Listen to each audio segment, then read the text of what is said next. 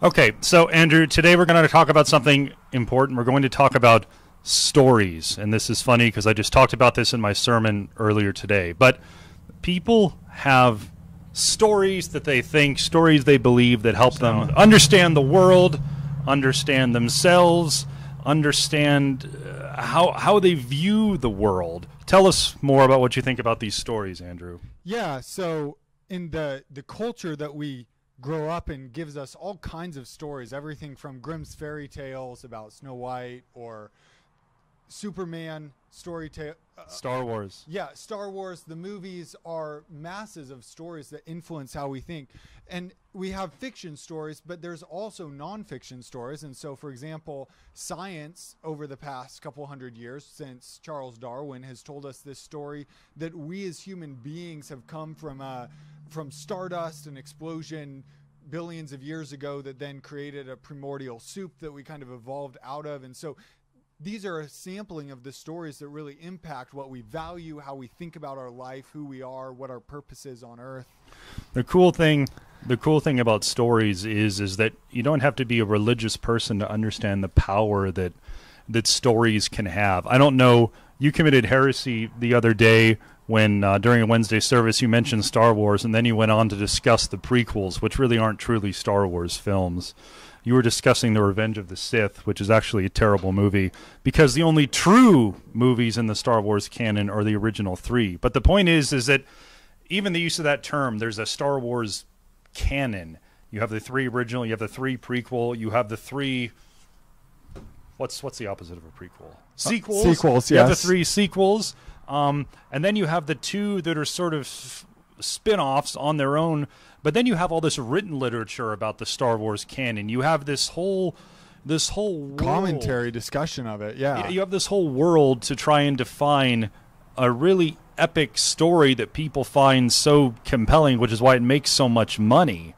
Right, and the power of stories is that on the one hand, they're rooted in the world that we live in. And so the characters and the set, even though you may have fantastic sci-fi settings or fantasy settings that don't replicate precisely the world that we live in, they're narratives of what is true and good and beautiful, and they're narratives about what people are like, what different characters are like, heroes and villains, whether you're talking about the Odyssey or you're talking about Star Wars. They influence how we understand the world, and they're rooted in the world, but they're also rooted in our imagination about what the world should be.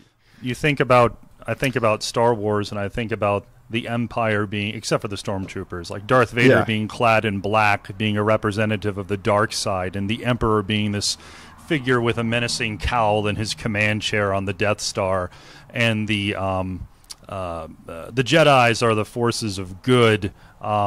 So you have this whole good-bad dichotomy, and the stories are powerful. Stories we believe about who we are, why we're here, what purpose we serve, what is it that we're supposed to be doing here, what's the purpose of our life, how do things end. We all have stories that we believe, even if we don't do it consciously. We have stories we believe that explain the world, that explain us, that tell us what's valuable, what's good, what's bad, and what things we need to be striving to achieve. We have narratives, we have stories that our culture and that media and then all of these things swirl around that tell us, that help us sort of find our place in the world, so to speak. Yeah, and the power, if you start thinking about the stories that you believe in your life, you're going to find that they at a deeper level, they all start saying the same things about what's good versus evil, about what's beautiful versus ugly, for example, possibly about the family, about these different aspects of our life, work and rest and play, and just the rhythms of the life that we live in. Stories tell us about that, and they tell us how we should live in a healthy way, or perhaps what an unhealthy life would look like.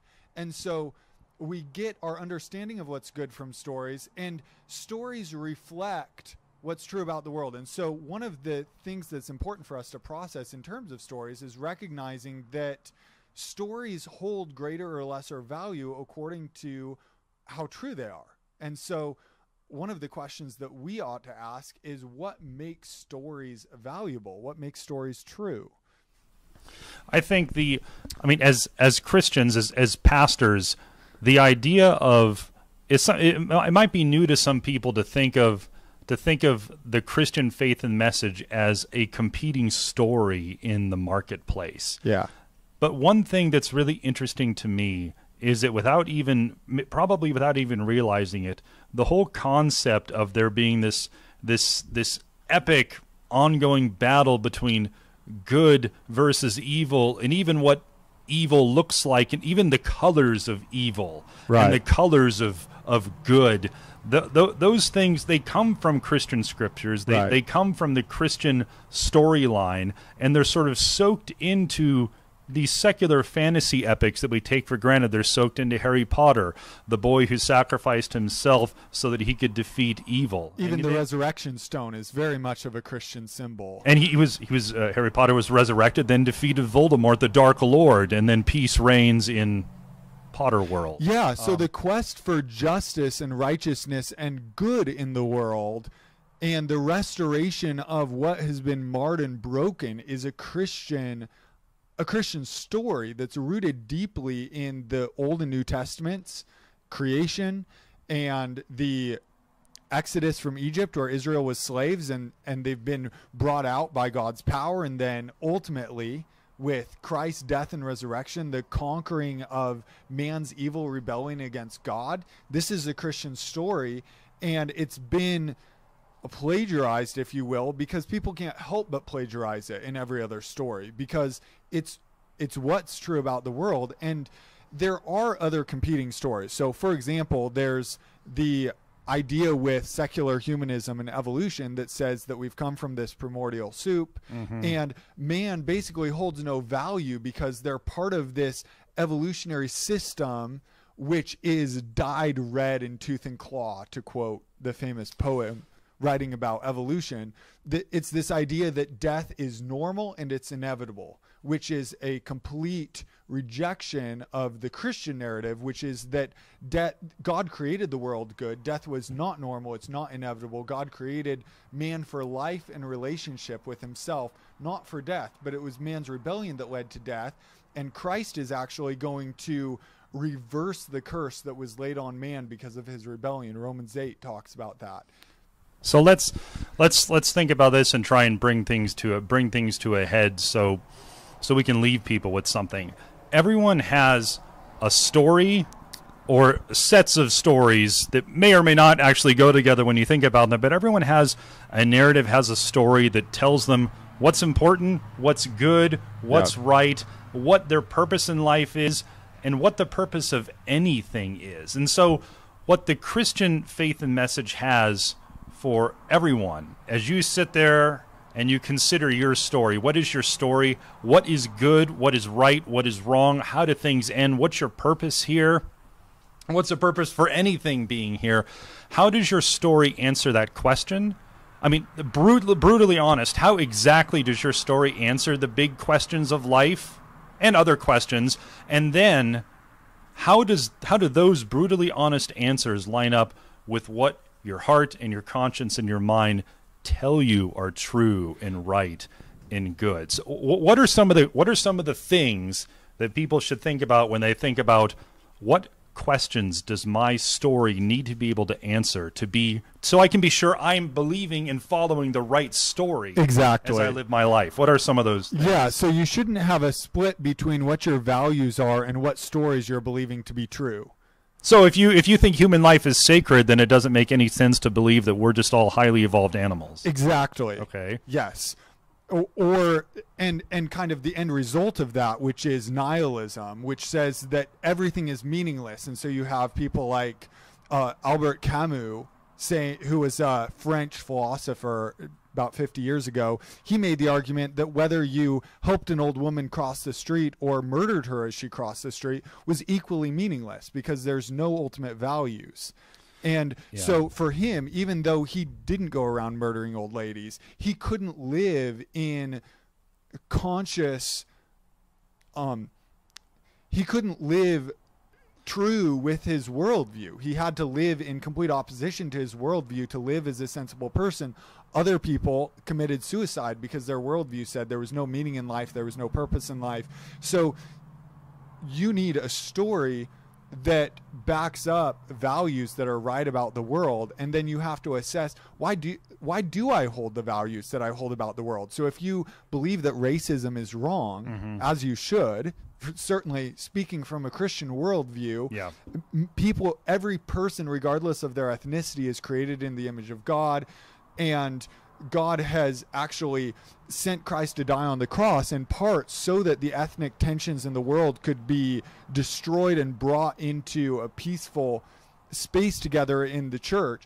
So from a Christian worldview, you're able to answer, how do we think through the injustice of racism in the world and the fact that it's come from the fall? From a secular worldview, in a world where every species and even groups within species are at war with each other, or in a nihilistic worldview that says there's no meaning in anything, then why would you be against racism? So if what you believe to answer the big questions of life, or even to answer the things, the crazy things that are going on in our culture now in late July of 2020, if the story that you have to help answer those questions, if the way you believe and act and feel and think doesn't actually fit with the brute facts, the brute implications of the way you look at the world, then there's something wrong. So you should think about this. Your story for understanding yourself and your place in the world. Origins. How did we get here? And are people, is human life sacred in any way whatsoever? If you believe it is, then you can't believe that we're all accidents or that we all evolved from some common microbe ancestor. You can't actually believe that if you believe human life is sacred.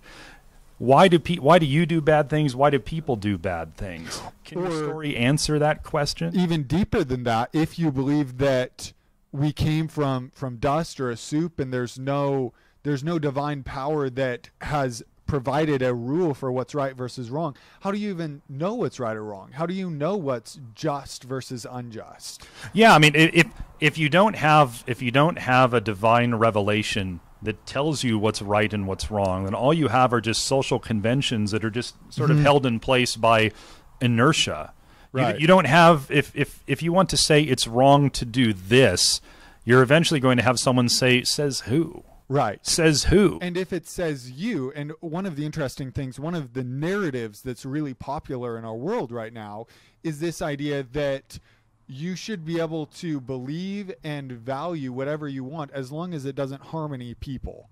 And to be brutally honest, that is a very difficult definition to really clarify and live out, because you can say, for example, easy divorce. Our culture has said easy divorce has no harm, does no harm as long as no fault, both parties separate, they're like, we're cool, and they separate. The reality is, I work as a substitute teacher in the local schools here in Olympia, and I see the carnage of easy divorce every day. Kids living in single parent homes, kids living with grandparents, kids that have been traumatized and their lives just left as shipwreck as a result of the loss of marriage and the loss of meaningful relationships. And so this idea, like the values behind, oh, you can just do whatever you want as long as it doesn't harm people. How do you define that? You just become a god to yourself and get to run your own little world in spite of the bloody corpses that are left of kids and other people. You know, beyond how do you what standard? How do you find a standard, identify a standard for right and wrong? You also have, what hope is there? What hope is there? Right. You know, all the talk, all the real important talk about injustice going on, rioting, protesting. What hope do you have that anything will ever be fixed? What hope do you have? If, according to your story, what hope is there that anything will ever be fixed permanently? Or even if something is fixed, how do you know the kids who are now kids who will become adults in 20 years, how do you know they aren't going to mess it up? How do you know, where's your hope that things will ever be fixed one day? And how is it going to happen? How will it actually happen? And how are things going to end? What is the is there life after death? Where is the finish line? Do we just wink out and disappear like a cat that's run over on the road? Here one moment, gone the next.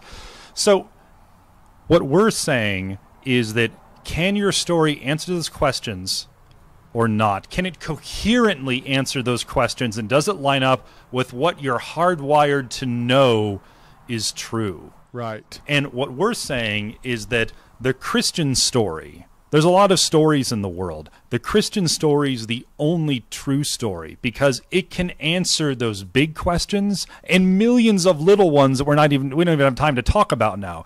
The Christian story tells us where we came from. It tells us what went wrong. Right. It tells us what's right and what's wrong. It tells us how it's all going to be fixed. It tells us it'll be fixed in the person of Jesus of Nazareth, God's eternal Son. Yeah.